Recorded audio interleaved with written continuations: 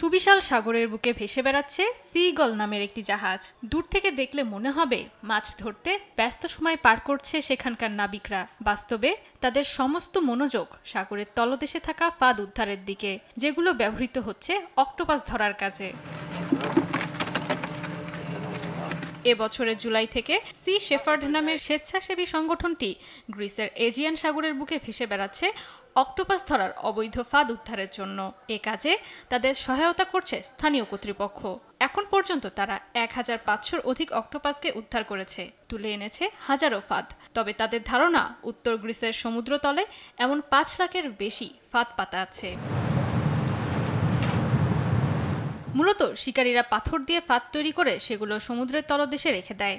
অনেকটাই প্রাকৃতিক গর্তের মতো দেখতে হওয়ায় ব্যারেল আকৃতির এসব পাত্রে অক্টোপাস আশ্রয় ও ডিম পাড়ার জন্য প্রবেশ করে।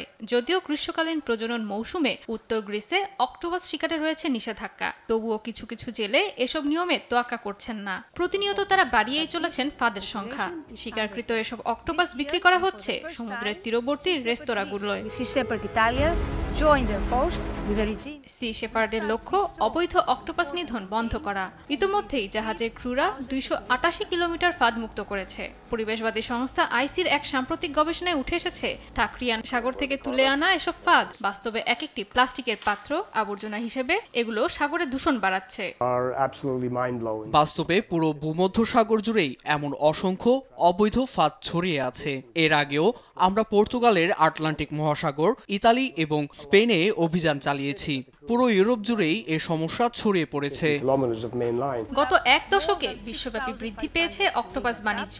জলবায়ু পরিবর্তনের ফলে বদলেছে অক্টোপাসের প্রজনন অভ্যাসও, আর এই সুযোগকেই কাজে লাগাচ্ছে অসাধু চক্ররা। জয়া সরকার, নিউজ ডেস্ক, দেশ TV. Octopus are very important.